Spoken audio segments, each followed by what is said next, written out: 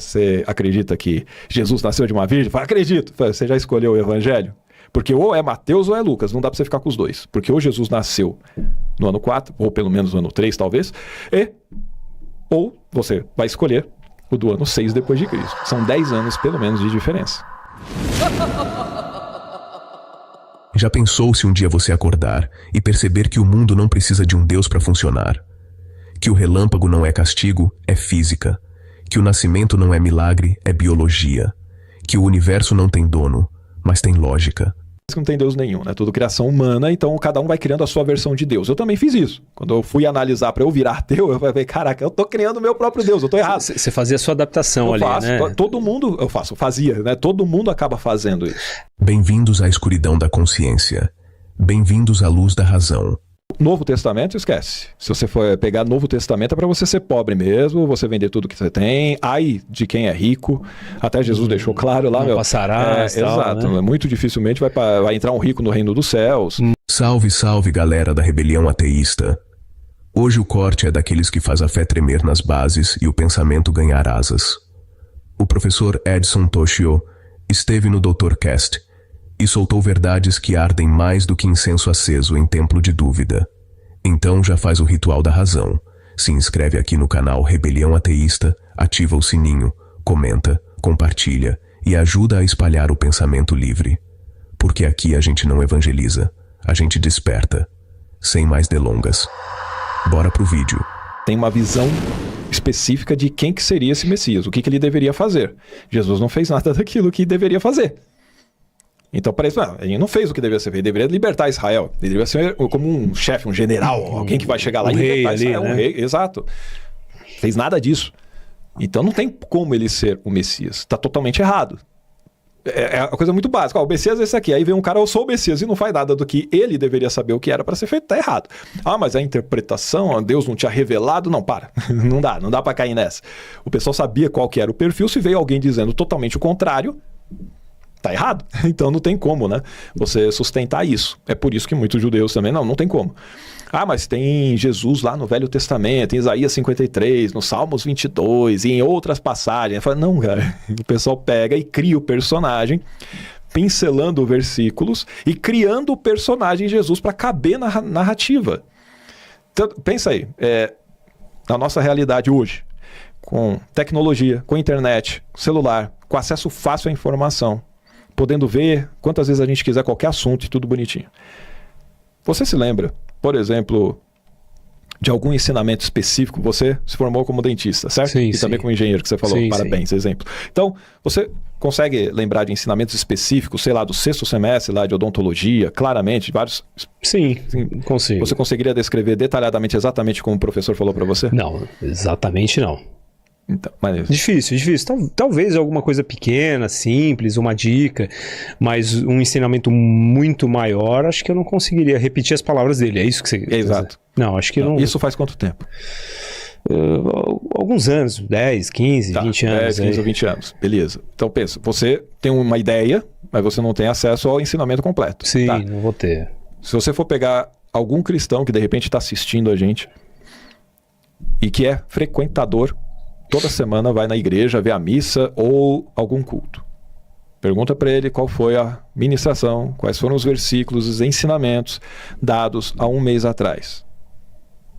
Ele não vai conseguir trazer para você. Mas da semana passada, qual foi a palavra? Lembra do versículo? Não vai lembrar. Eles não vão lembrar. Você pode pegar gente que estuda. O pessoal vai pegar onde está escrito isso, aquilo, o que foi falado. Calma, vamos pesquisar, vamos dar uma analisada bonitinho. Não vai conseguir pegar. E a maior parte dos cristãos estão lá continuamente por anos ouvindo as mesmas pregações. E eles não vão saber te dizer, tá? Agora pega um cara lá há 2000 e poucos anos atrás. Digamos que ele ensinou algumas coisas, beleza? Só começou a ter escritos. Se Jesus morreu no ano 30, mais ou menos, você teria os primeiros escritos que seria... Segundo os historiadores, o Evangelho de Marcos, assim, tem as cartas de Paulo. Eu estou falando da narrativa de Jesus, porque Paulo também vai contradizer o que está nos Evangelhos, né? E inclusive o Velho Testamento também, né? O Velho Testamento é ainda mais antigo. Mas se você for pegar a narrativa de Jesus, os ensinamentos de Jesus, as parábolas e tudo mais, teriam começado a ser escritas, pelo menos, no mínimo, 40 anos depois. Pode contar de 40 a 60 anos, porque poderia ser de 70 a 90 anos para ter o evangelho de Marcos, tá? Assim como o de Mateus e de Lucas. Se for pegar o de João, de 90 a 102 anos depois, do ano 90 ao ano 100 e pouco, tá? Cara, é muito tempo. Você acha que o pessoal ia lembrar? Certinho, bonitinho, cada ensinamento? É óbvio que não.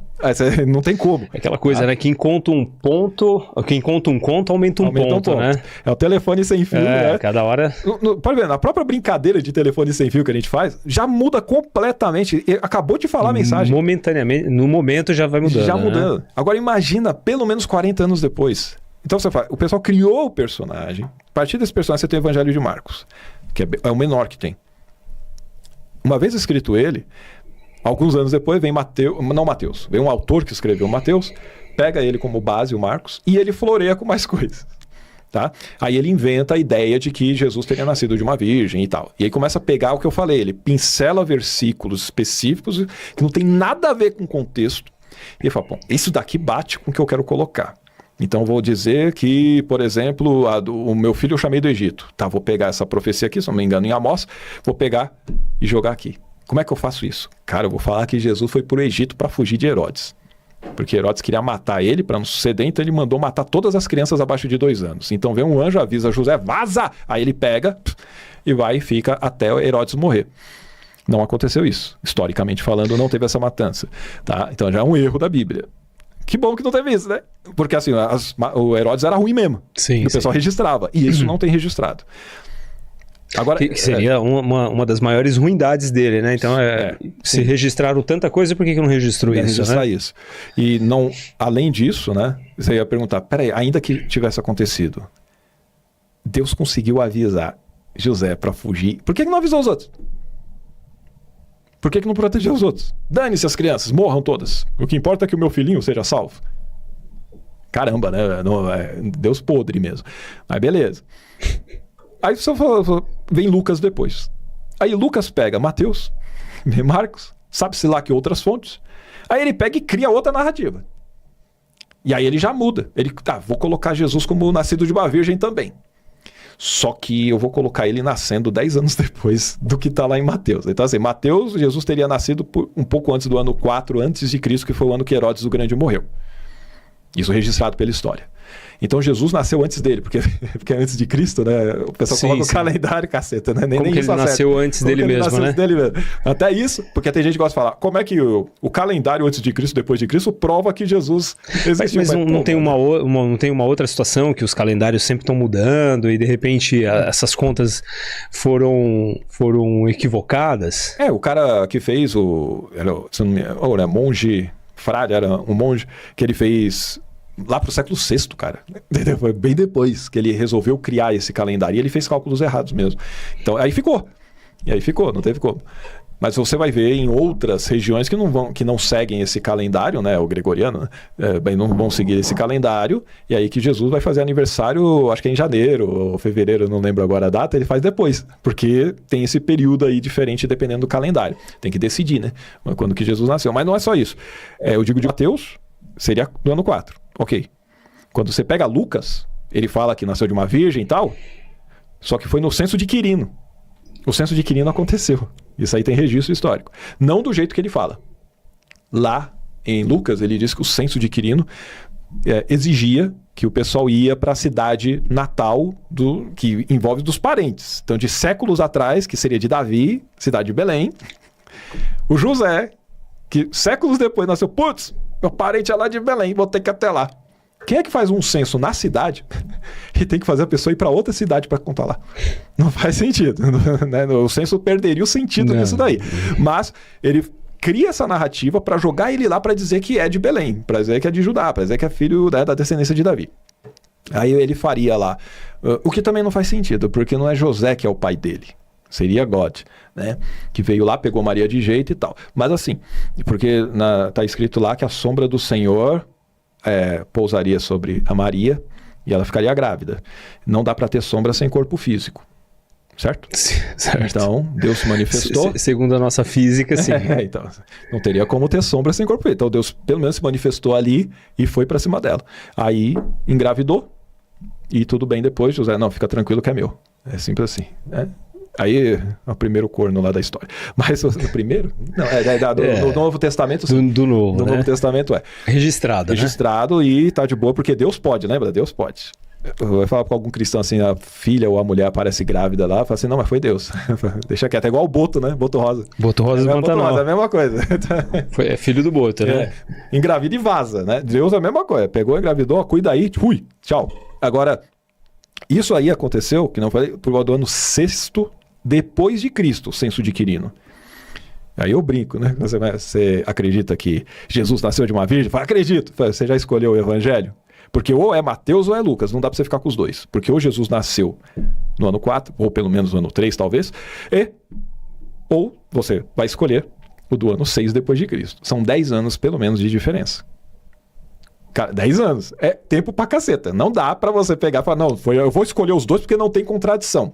Aí a pessoa tá sendo simplesmente uma negacionista, meio maluquinha, porque ela não quer negar ou afirmar que aquilo tá errado, né? Ela nega a realidade. Ô Edson, a pessoa que estuda teologia, padres, pastores, eles não veem isso daí?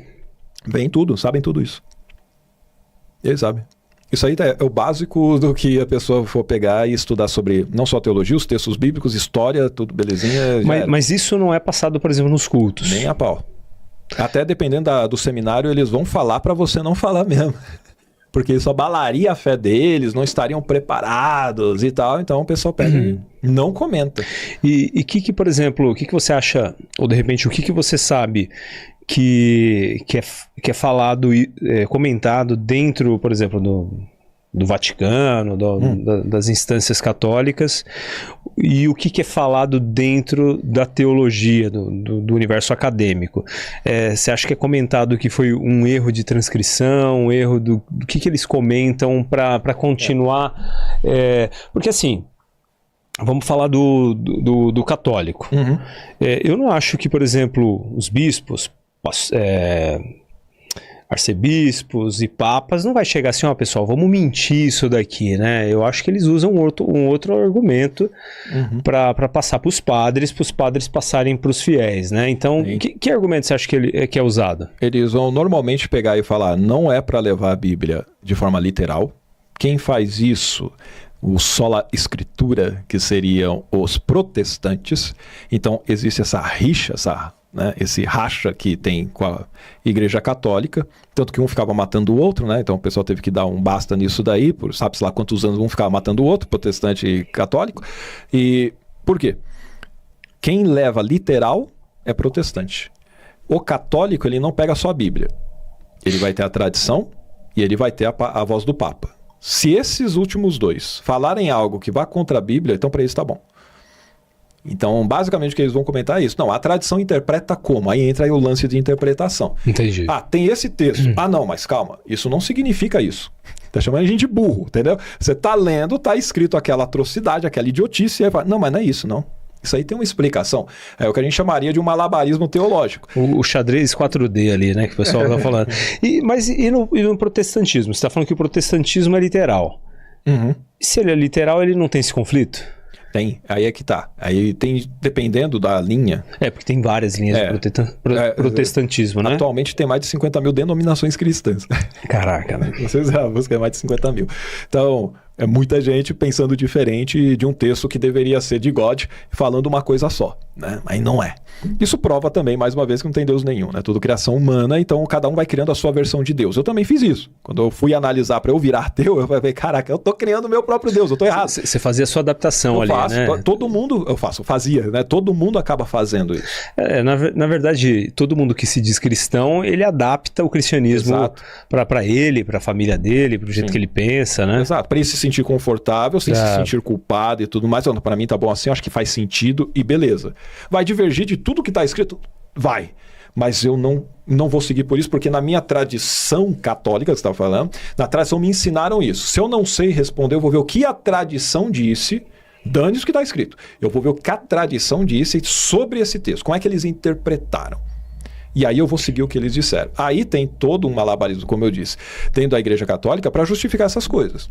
Se você for conversar com pessoas que se formaram em teologia e tudo mais, eles vão falar essa realidade. Eles vão pegar e vão falar, não, isso realmente é mitologia. E é desse jeito. Quem for honesto contigo, ele vai falar. Sim, sim. Não, isso realmente é mitologia, a gente sabe disso. Quando o cara formado em teologia fala isso pra você que é mitologia, ele tá falando da Bíblia inteira? Não, geralmente? não, ou ele fala depende. de alguns trechos, que é Não. mitologia? Aí eles vão falar de alguns trechos. Alguns seria, normalmente aquilo que condiz com a crença dele, ele não vai falar que é mitologia. A não ser que seja um teólogo ateu, né? Ah, sim. Existe Mas aí, também, deve existir. Sim, tem bastante.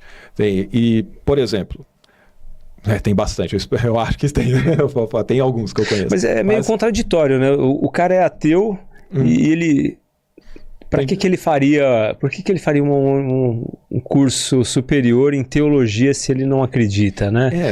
Só para ser um historiador mitológico? Poderia ser, até, ou porque ele gosta mesmo, né? Sim. Que nem ele tá comentando, assim, dependendo da forma como você encara, por exemplo, você vai pegar a Ilíada, a Odisseia, tem um monte de coisa religiosa lá no meio, as crenças dos gregos daquela época. Mas você não leva aquilo a sério. Você pega a lei e você vai gostar das histórias, você vai achar interessante, você vai tentar tirar alguma lição de lá. Filósofos fazem isso. Sim, não, sim. tem lição aqui para você pegar. Eles não levam aquilo a sério como se fosse um ensinamento divino e tal. Não, pronto, é mitologia. Você poderia fazer isso com os escritos egípcios também, ou dos sumérios, porque você separa, você sabe que é mitologia. A crença cristã é mitologia também. Assim como a judaica, assim como a muçulmana, assim como a hindu, assim como a budista, é tudo mitologia. Não muda nada. Shintoísta, é tudo mitologia. A questão é, você pode pegar e enxergar dessa maneira, e em si não vai fazer problema nenhum, ou você pode pegar e por aquele viés que é o incorreto, que é você falar, isso aqui é a palavra revelada. Aí ferrou, porque aí você vai se deparar com essas contradições. Uma vez que você se depara com as contradições, ou você vai para um lado, que a gente tem várias visões. Se for uma visão, digamos, calvinista, que acredita em predestinação, que Deus já organizou tudo desde o princípio, já escolheu você, eu, tudo para ir para o inferno, dane-se e já era. Não tem como, a gente não escapa dessa. Porque já fomos predestinados a isso. Os outros não, foram escolhidos para salvação. O que já provaria que ele não prestaria se ele fosse assim. Mas...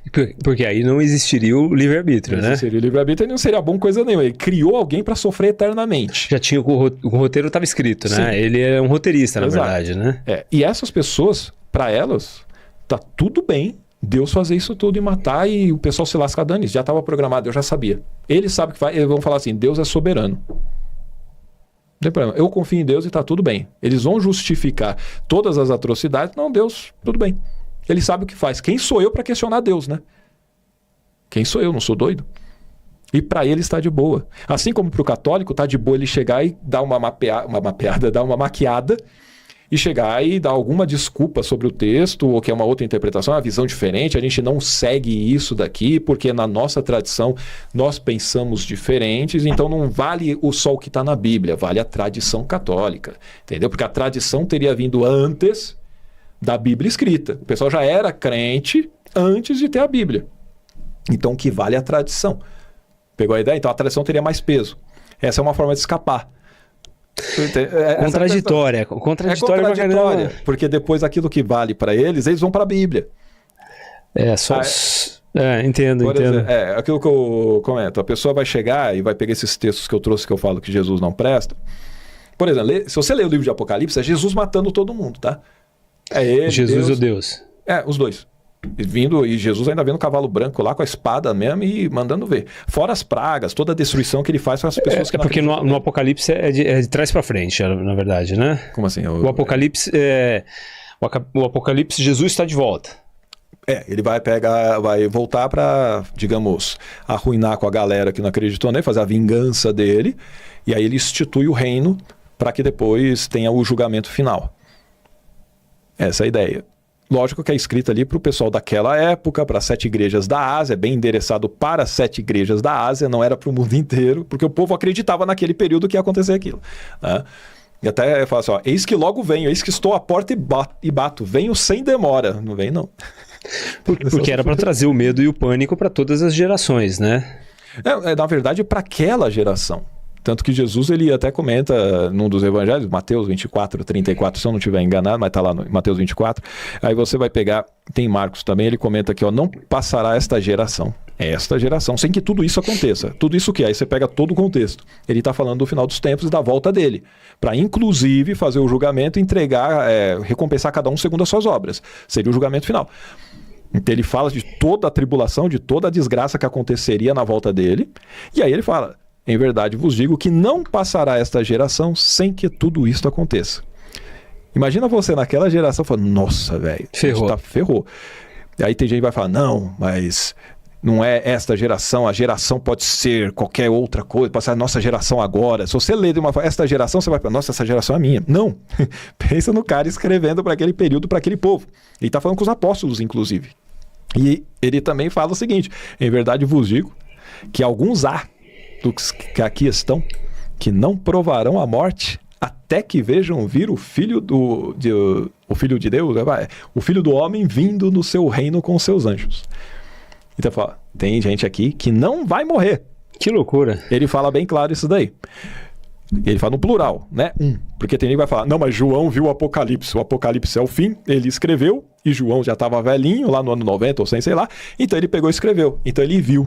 Falei, não, porque Jesus falou no plural. Fora que não foi o João mesmo que escreveu lá. No máximo foi o tal João de Patmos, que seria de uma tradição joanina. Não foi o João. Nenhum escrito da Bíblia foi feito por alguém que viu Jesus, que andou com Jesus. Ninguém, absolutamente ninguém. Todos os registros bíblicos, ninguém conheceu Jesus. Não é temporal a Jesus. Isso, ninguém conheceu, nem um discípulo dele, nada.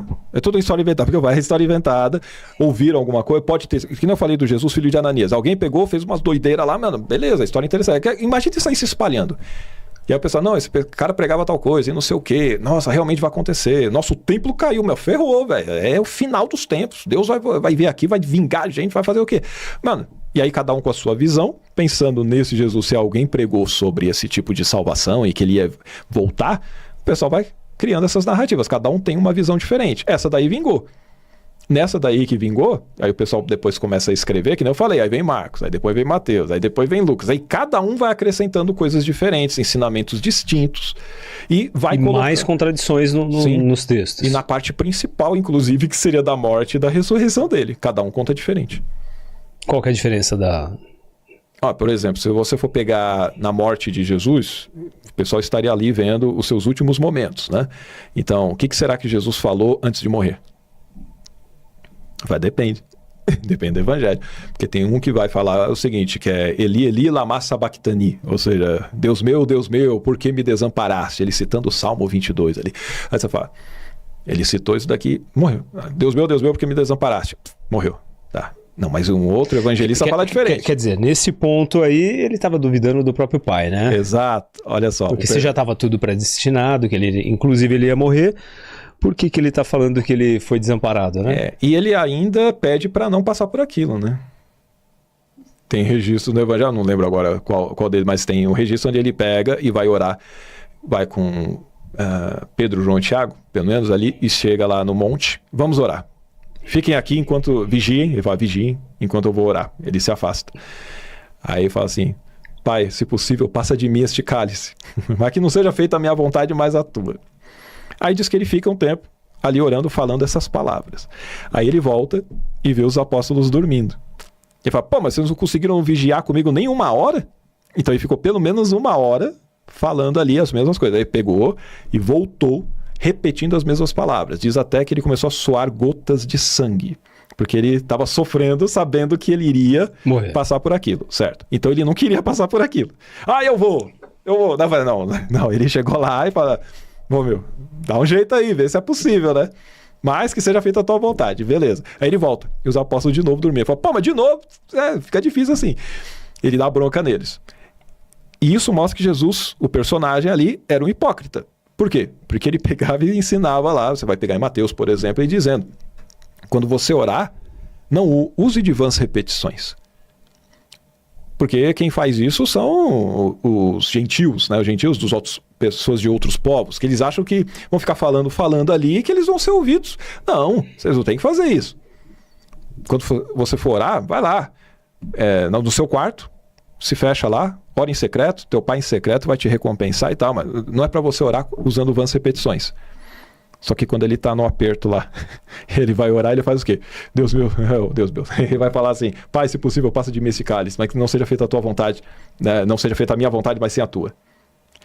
Pelo menos 1 hora. E a Bíblia diz assim, ele foi e voltou e repetiu as mesmas palavras. E ele diz para não fazer vãs repetições. A repetição dele era vã, ele sabia que não ia mudar. Ele veio para aquilo, não veio? O personagem veio para aquilo. Sim. Era uma repetição vã. Tanto que ele também não foi atendido. Então, assim, né, Jesus é a prova que quando você ora, Deus não responde, tá vendo? Pode ver, nem o filho. Se você não respondeu pro filho, que dirá pra nós, né, cara? Nós, Imagina. Então, assim, ele fala uma coisa pro pessoal praticar e ele não pratica. Hipócrita, miserável, entendeu? Não faz. É o que muitos crentes fazem hoje. Eles querem pegar e colocar exatamente pros outros. Você tem que seguir, porque é a Bíblia, que é a palavra de Deus, você tem que seguir isso aqui, blá, blá, blá. E eles não seguem. Bando de hipócrita, tá? Isso é sem exceção, porque assim, se você for pegar qualquer crente, todo mundo é ateu mesmo, porque eles não acreditam, porque tudo que eu tô falando aqui, tem gente que nem conhece os textos, tem gente que tem medo de pegar na Bíblia e ler, e aquilo que o crente deveria realizar, ninguém faz. Não só vender tudo, dar para os pobres e seguir a Jesus e pregar o evangelho. A galera tá fazendo diferente hoje em dia, né, cara? Totalmente contrário. Eles vão falar que você tem que pegar e ganhar a vida aqui. Mas sendo que é totalmente o contrário do que o evangelho ensina. O protestante, ele é mais ligado na parte próspera aí, né? Eles, inclusive, pregam isso daí.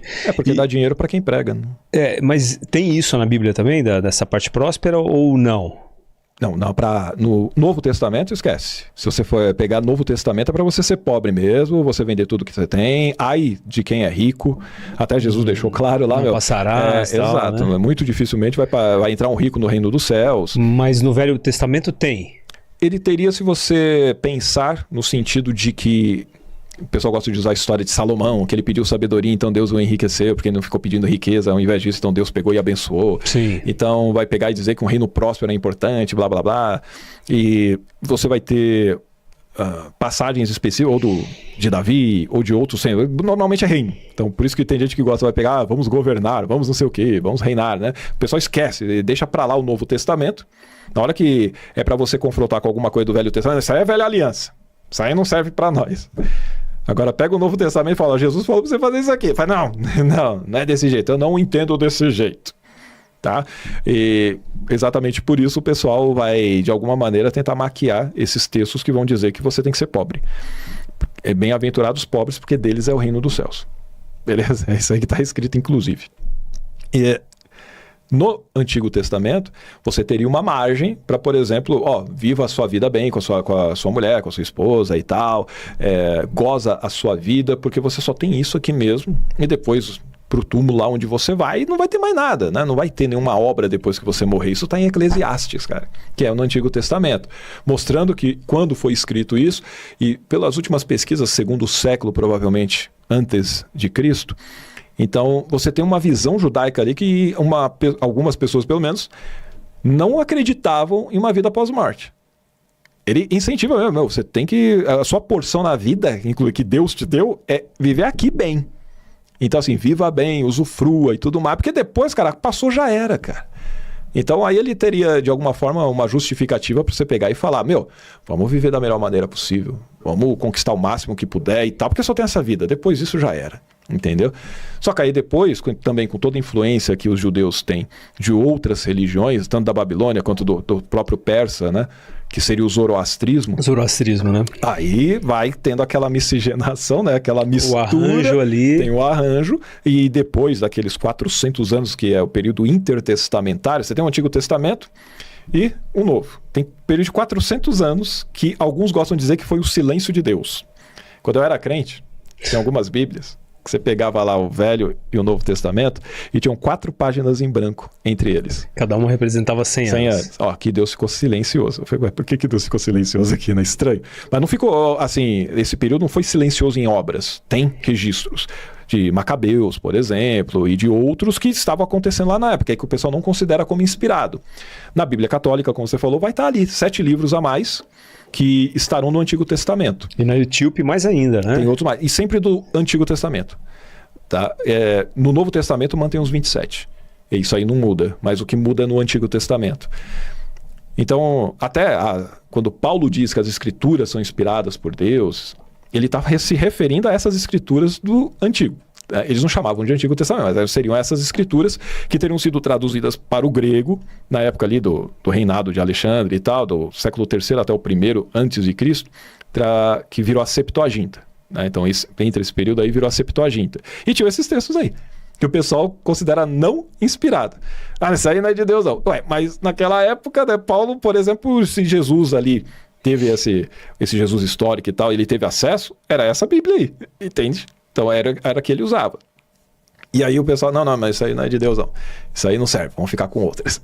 Foi interessante. Eles fizeram as escolhas. Fazem as escolhas. Que talvez mais favorecia ali nessa criação, né? Exato. Uma das coisas que você até comentou, o pessoal fala uma coisa aí contradiz com você, que o pessoal não percebeu. O pessoal percebe. O pessoal percebe. E nem todo mundo. Por exemplo, se eu pegar e falar isso com pessoas que são crentes e que estão na igreja há muito tempo, que até estudaram teologia, e você vai falar isso, ela vai falar, não, mas não tem contradição. Não, mas isso aí é outra coisa. É na cara a contradição, mas foram treinadas a falar, não tem contradição. Entendi. Tem alguma explicação. E tem gente que nem sabe. Eu já vi pastor participando de debate aí e tudo mais, e na hora que ele chega lá, um ateu pergunta para ele assim, eu não acho certo, por exemplo, que crianças vão lá e chamam um profeta de careca, e aí ele amaldiçoa elas e vem uma ursa e mata 32 deles. E aí o pastor começa a dar risada, e aí fala assim, mas onde é que tá isso? Esse aí fala, não, tá na Bíblia. É mesmo? Na Bíblia? E esse mesmo pastor tava falando que ele lia no original. Ele falou, o original na língua, né? No hebraico. Sim. É assim, porque não tem nenhum original da Bíblia. De nenhum manuscrito. Não existe nenhum original. Deus não preservou a sua santa palavra. Né? É interessante porque a epopeia de Gilgamesh tem original lá, a tabuleta de argila, bonitinho, né? Interessante, né? O do capeta, entre aspas, que é o que o crente acredita, foi do diabo aquilo lá. Mas aquilo lá foi preservado original. Agora, falar de God, não. Mas não tem os manuscritos do Mar Morto ali que o pessoal recuperou? Mas também não seria o original, não são né? Originais. Não são os originais. Não tem nenhum original de nada, cara. Mas aqueles manuscritos, eles batem praticamente fielmente com os escritos da Bíblia de hoje, né? Eles teriam com os outros que ele já conheciam anteriormente, então ele bate com algumas questões e tem outros registros, né, diferentes e tal. Se você for pegar, tem uma área de estudo de variantes textuais, tanto do Antigo e do Novo Testamento, né? Então, boa parte do texto se embate, o pessoal realmente pegava e fazia um bom trabalho de cópia, né? Sim. Só que também tinha uns erros, porque uma cópia humana lá, né? Ser humano, vai ter erro pra caramba. Eu hoje, se eu pegar um texto pra copiar, às vezes eu copio errado, cara. Exato. E aí imagina lá o pessoal fazendo aquilo lá. Cara, ainda mais transferindo de uma língua pra outra, né, cara? E tem a questão das mudanças, que o escriba via aquilo lá, não concordava, e ele fazia algumas mudanças, entendeu? Não poderia, porque God, se estava inspirando o cara, fala, não, isso aí não pode, não altere minha palavra, entendeu? Mas não tem nada disso. Então cada um vai manipulando com a sua narrativa. Então isso existe, tem várias variantes, tá? Isso é normal. É mais uma prova de que tem muita gente que vai querer dizer que não houve mudança, que é errado. Se você for estudar, tem várias mudanças, tem acréscimos, tem o que a gente chama de interpolação, que são textos... falsificação, tá? Interpolação é uma palavra bonita para falsificação. Eu falei que Marcos foi o primeiro evangelho que o pessoal disse foi criado, tá? Época lá, talvez, anos 70, 75, alguma coisa assim. Beleza. Você acha que não existiu esse evangelho? Não, isso aí tem um registro. Tá. Tem um registro. Só que, por exemplo, o último capítulo, que é o 16, ele fechava no versículo 8. Os registros mais antigos, ele fecha no versículo 8. Maria Madalena, mais duas mulheres, nesse daí vai uma ou duas, tá? E vai lá visitar o túmulo. E vê que a pedra está removida, não está Jesus lá, e aparece um homem ali e diz que, Jesus ressuscitou e tal. Aí elas ficam atemorizadas e fogem. E não falam nada para ninguém. Bom, pessoal, agora que assistimos esse corte sensacional, e mais que necessário, vamos trocar uma ideia federal aqui. É curioso como o ateísmo, mesmo sendo minoria em quase todos os países, moldou silenciosamente a sociedade moderna. Sem construir templos, sem prometer céu, sem cobrar dízimo, apenas com uma arma, o pensamento crítico. As maiores revoluções intelectuais e científicas da história nasceram do mesmo impulso que move o ateísmo. A recusa em aceitar algo apenas porque alguém disse que é verdade. Esse impulso, simples e poderoso, é o que separa a Idade Média da modernidade. E é por isso que, quando falamos das contribuições do ateísmo, não estamos falando de uma ideologia, mas de uma postura mental, a coragem de dizer não sei e de seguir buscando até saber. Pense em tudo que o pensamento secular trouxe, a ciência moderna, a medicina baseada em evidências, os direitos humanos, a separação entre Estado e religião, a liberdade de expressão. Nenhuma dessas conquistas nasceu de dogmas. Todas nasceram da dúvida. E a dúvida é o terreno fértil do ateísmo. A sociedade moderna deve muito ao pensamento livre. Sem ele, não haveria telescópios apontando para galáxias distantes, nem microscópios revelando os segredos da vida. Sem ele, ainda estaríamos rezando para chover, em vez de entender o ciclo da água. Ainda estaríamos sacrificando animais para aplacar deuses, em vez de estudar o clima. Ainda estaríamos queimando bruxas, em vez de estudar física quântica. Tudo isso é consequência da mesma força que o ateísmo representa, o espírito de investigação. Quando as pessoas param de aceitar respostas sagradas e começam a procurar respostas reais, o mundo muda, e muda para melhor. A medicina se liberta dos milagres e abraça a ciência. A ética se liberta do medo do inferno e abraça a empatia. A política se liberta da teocracia e abraça a democracia.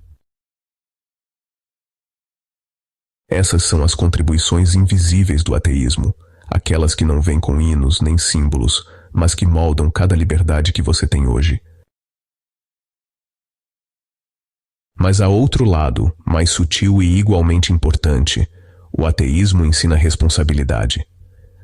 Quando você não acredita em um juiz celestial que vai punir o mal e recompensar o bem, você entende que o mundo depende de nós, que o bem não vem do alto, vem da ação, que a justiça não cai do céu, é construída com as mãos humanas, e essa compreensão muda tudo. Porque o ateu, ao negar a existência de um plano divino, assume a responsabilidade pelo plano humano. É por isso que tantos ateus estão na vanguarda das causas sociais, científicas e éticas. Porque o ateísmo, longe de ser vazio, é pleno de consciência. Ele não oferece conforto, oferece clareza. E é essa clareza que impulsiona o progresso. Ao longo da história, foram os céticos e ateus que desafiaram o poder absoluto das religiões e abriram caminho para a liberdade de pensamento. Foram eles que defenderam que mulheres e homens são iguais, quando os textos sagrados diziam o contrário. Foram eles que lutaram pela liberdade de expressão, quando criticar a fé era crime. Foram eles que defenderam o ensino laico, quando o conhecimento era monopólio dos clérigos.